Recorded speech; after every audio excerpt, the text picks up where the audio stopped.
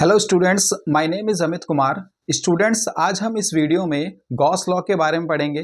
Gauss law की definition को समझेंगे एंड गॉस लॉ के प्रूफ को समझेंगे। सबसे पहले हमें यहाँ पे जो समझना है कि गॉस लॉ क्या कहता है। गॉस लॉ की डेफिनेशन को समझेंगे। सो अगर हम डेफिनेशन को देखते हैं तो गॉस लॉ हमें कहता है the total electric flux passing over a closed surface in vacuum is 1 में epsilon not times of the total charge inside the surface. इसको हम मैथमेटिकली अगर लिखते हैं तो इसको लिख सकते हैं हम, जो टोटल इलेक्ट्रिक फ्लक्स होगा किसी भी क्लोज्ड सरफेस के लिए वो होता है हमारा ई डॉट डी एस होता है। ये हमारा हो जाएगा क्यू अपॉन में एप्सिलॉन नॉट टाइम्स। जो टोटल इलेक्ट्रिक फ्लक्स होगा किसी भी क्लोज सरफेस के लिए वो 1 में एप्सिलॉन नॉट टाइम्स हो जाएगा क्यू एन क्लोज्ड के। क्यू यहाँ पे जो चार्ज है वो हमेशा हमें सरफेस के इनसाइड का चार्ज लेना है, कभी भी सरफेस के आउटसाइड का चार्ज नहीं लेना है। तो यहाँ पे जो क्यू आएगा वो सरफेस के इनसाइड का चार्ज लेना है हमेशा। एंड जो गॉस थ्योरम लगता है, हमारा गॉस लॉ लगता है, ये हमेशा क्लोज सरफेस के लिए लगता है। इसलिए इंटीग्रेशन के ऊपर ये गोल सा सिंबल बना देते हैं। ये डिनोट करता है कि क्लोज सरफेस के लिए हम इसको कंसीडर कर रहे हैं। कभी भी ओपन सरफेस के लिए हम गॉस लॉ नहीं लगाते हैं। अगर हम इसको प्रूफ करना चाहते हैं गॉस लॉ को, तो सबसे पहले हम कंसीडर कर लेते हैं कि हमने एक स्फीयर कंसीडर कर लिया है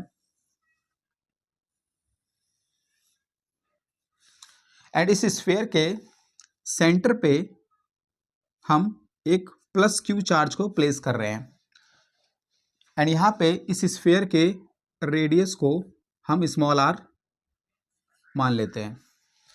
सो ये प्लस का क्यू चार्ज रखा हुआ है यहाँ पे, तो इसकी वजह से इस स्फीयर के सरफेस पे चारों तरफ क्या होगी, इलेक्ट्रिक फील्ड होगी, क्योंकि पॉजिटिव चार्ज की वजह से हमेशा इलेक्ट्रिक फील्ड दूर की तरफ होती है।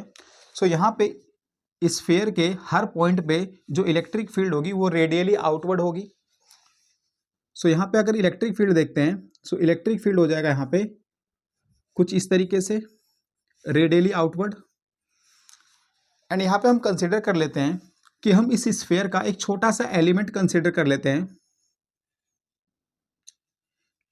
छोटा सा टुकड़ा जिसे हम डीएस कह रहे हैं।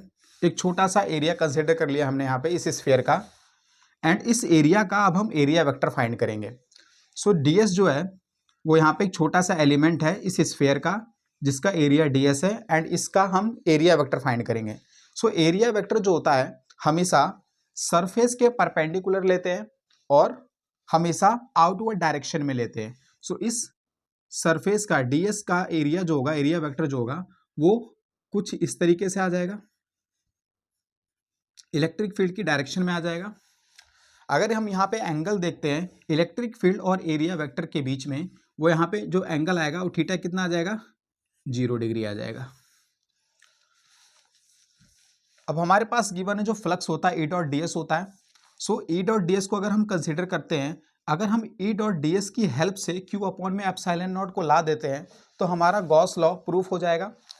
सो सबसे पहले फ्लक्स जो होता है वो होता है हमारा ई डॉट डी एस का क्लोज इंटीग्रल। ई यहाँ पे इलेक्ट्रिक फील्ड है। अगर हम किसी क्यू चार्ज की वजह से आर डिस्टेंस पे इलेक्ट्रिक फील्ड फाइंड करना चाहते हैं तो इलेक्ट्रिक फील्ड होता है हमारा 1 में 4 pi epsilon not q upon में आर स्क्वायर। आर डिस्टेंस पे हमें फाइंड करना है। सो इस वैल्यू को यहाँ पे लाके पुट कर देंगे। यहाँ पे अगर हम डॉट प्रोडक्ट को हटाते हैं तो कॉस थीटा आ जाता है। सो इसको हम लिख सकते हैं E D S cos theta का क्लोज इंटीग्रल। इलेक्ट्रिक फील्ड की वैल्यू यहाँ पुट कर देते हैं 1 में 4 pi epsilon not q upon में आर स्क्वायर।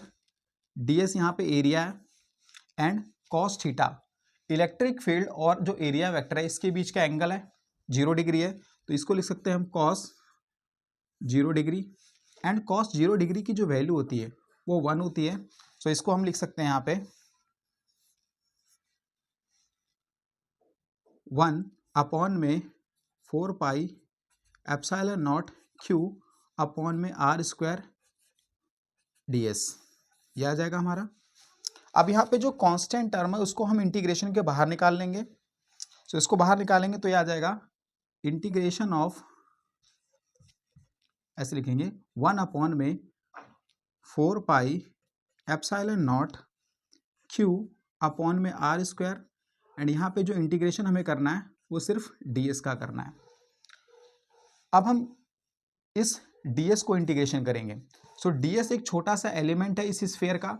ds को ऐसे हम जब इंटीग्रेशन करेंगे पूरे क्लोज सरफेस के लिए तो ds ds ds ds जुड़ के पूरा एक क्लोज सरफेस बन जाएगा, एंड इस स्फीयर का एरिया आ जाएगा।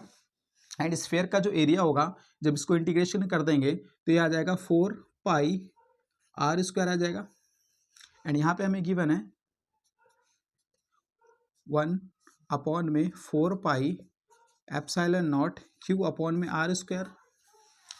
4 पाई आर स्क्वायर से 4 पाई आर स्क्वायर कट जाएगा, सो हमारा बचेगा क्यू अपॉन में एप्सिलॉन नॉट।